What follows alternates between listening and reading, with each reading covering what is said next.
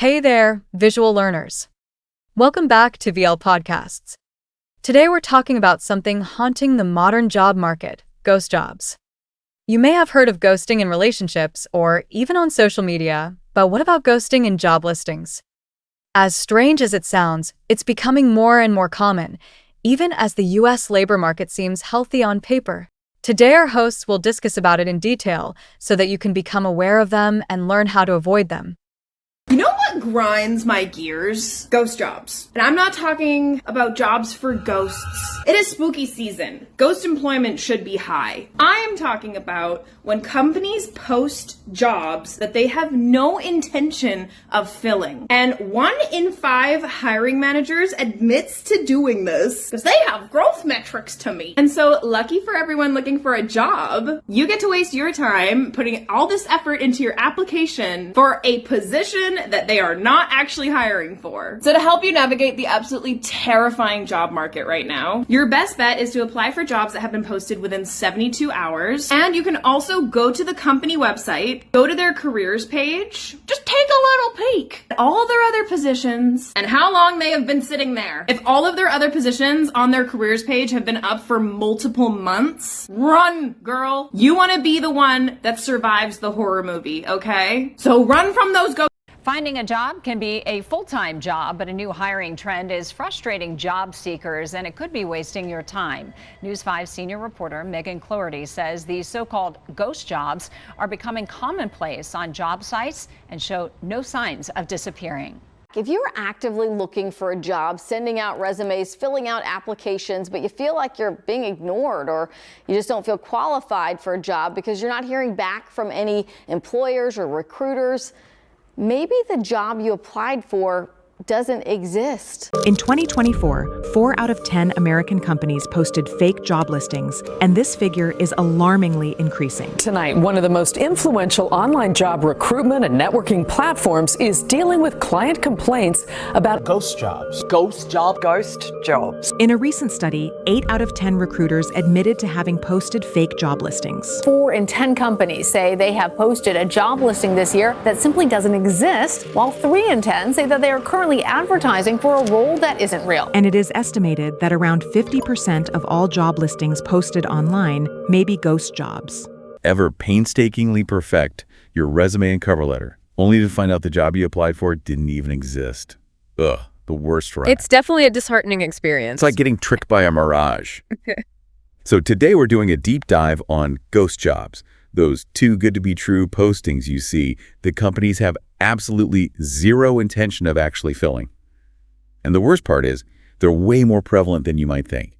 We'll unpack why that is, what to watch out for, and how to avoid falling for them. And we've got some pretty startling statistics from Resume Builder and a sobering look at the problem from CNBC. We'll also hear from economy media to get a better sense of just how big of a problem these phantom job listings really are. Ready to dive in? Let's do it. All right, so Resume Builder did a survey this year and found that a crazy 40% of companies straight up admitted to posting fake jobs. I know, 40%. That's a lot. It is pretty shocking. And if that's not bad enough, 30% are currently advertising open roles that just don't exist. Yeah, and economy media took it a step further, saying that potentially 50% of all online job postings are ghost jobs. So basically 1 out of every 2 apply now buttons you click could be a dead end. Talk about discouraging for job seekers. Imagine going through all that effort for nothing. It reminds me of a story CNBC covered about a guy named John Doe. He thought he'd found the perfect position, spent hours on his application, only to be met with radio silence. And to make matters worse, he saw that exact same job reposted a month later. Oh, no, that's rough. I can't imagine how frustrating that would be. Talk about adding insult to injury, right? Yeah. It makes you wonder what's going through these companies' minds. I mean, why go through all that trouble if you're not actually hiring? I know it seems counterintuitive. You'd think with all the tech out there to streamline hiring, they wouldn't need to resort to this. Right. It's baffling. So what are some of the reasons companies do this? Well, one reason is they want to stay ahead of the curve by keeping their options open. They're always looking for the best of the best, so it's kind of a just-in-case strategy. So kind of like keeping your profile up on a dating app, even if you're not actively looking, just to see who's out there. Exactly. CNBC calls it building a bench of potential candidates. They're ready to go if and when the company decides to actually fill the position. I can see how that might be tempting from a company's perspective, but wouldn't it be more work in the long run? I mean, imagine having to sift through potentially outdated applications. That's a great point, and it highlights how this might not actually be the most efficient way to go about things.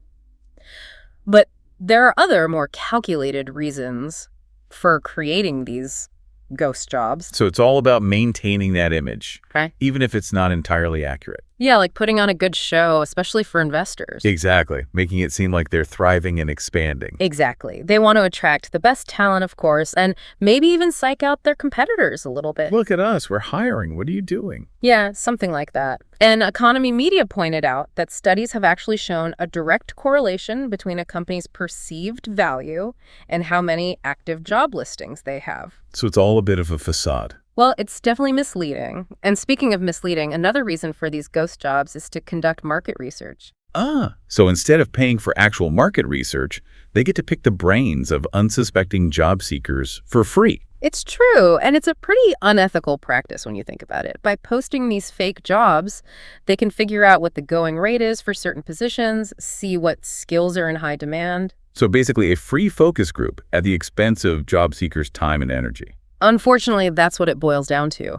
And to make matters even worse, Economy Media even mentioned that some managers admit to keeping those old job listings up just to try and motivate their current employees. You mean by creating a sense of fear that their jobs are constantly on the line? Pretty much. Not exactly a healthy work environment, right? Talk about a toxic culture. No, not at all. So it seems like this ghost job thing is a lose-lose situation, right? Job seekers get their hopes up for nothing. The data companies collect is totally unreliable, and even existing employees feel the pressure. Absolutely. This isn't just about one person getting ghosted by a potential employer. This is about how this whole ghost job thing messes up the entire job market. Yeah, let's talk about that a little bit. Yeah. What are the wider implications here? How exactly do these fake jobs throw a wrench in the system? Well, imagine you're trying to bake a cake, right? And let's say half of your ingredients are, well, they're not actually real ingredients. They're just for show. You'd never end up with an edible cake, would you? Definitely not. Yeah. So what you're saying is ghost jobs are kind of like those fake ingredients. Exactly. They skew all the data, make it really hard to get an accurate picture of what's really going on in the job market. So how does that play out in real life? Give me an example. Well, take unemployment rates, for instance. They rely on knowing how many people are actively looking for work and how many jobs are available. But when you've got all these ghost jobs inflating the number of available jobs, it creates a very misleading picture. It's like a mirage, right? It looks like there are plenty of jobs out there, but in reality, Not so much. And what's worse is that policymakers rely on this data to make important decisions about the economy. so they could be making decisions based on flawed information. Exactly. And those decisions affect everyone. It's a pretty big deal. It is. It's also just disheartening for job seekers. You know, it's like constantly getting your hopes up for nothing. And what about the companies? Don't they realize they're damaging their reputations by doing this? Absolutely. Job seekers talk, Word gets around about which companies are notorious for posting these ghost jobs, and that can make it really hard to attract good talent in the long run. So it really backfires on them in the end. So what's the solution? Is there any way to combat this, or are we all just doomed to scroll through endless job boards filled with fake jobs forever? Well, I wouldn't say we're doomed, but it's definitely a challenge. It really comes down to demanding more transparency and accountability from both companies and the job boards themselves. Okay, so how do we do that? Well, for job seekers, it's about being aware of the red flags. There are some telltale signs that a job posting might not be entirely above board. Give us the inside scoop. What should we be looking out for? Yeah, give us the rundown. What should we be looking for when we're scrolling through those job boards trying to find our next great opportunity? Well, first and foremost, pay attention to how long the posting has been up. Okay, so like if a job has been listed for months and months, that's a red flag. Exactly. In this job market, things move fast. If a company hasn't filled a position after, say, a month or two, you got to wonder why. That makes sense. What about the job description itself? Are there any giveaways there? Oh, yeah, definitely.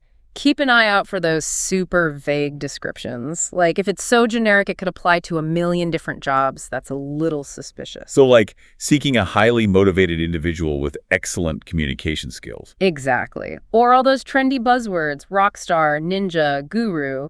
If they're trying too hard to make it sound exciting, it might be because there's not much substance behind it. I see.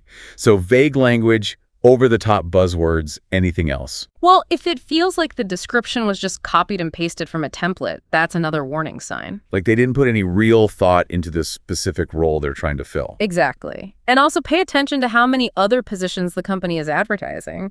If they have a ton of openings and they've all been up for a while and they all have those same vague descriptions, that's a major red flag. Like a big flashing neon sign that says, steer clear.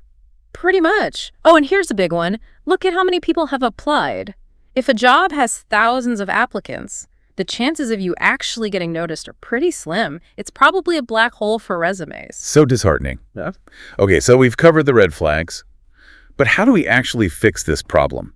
Is there any way to hold these companies and job boards accountable? I think so.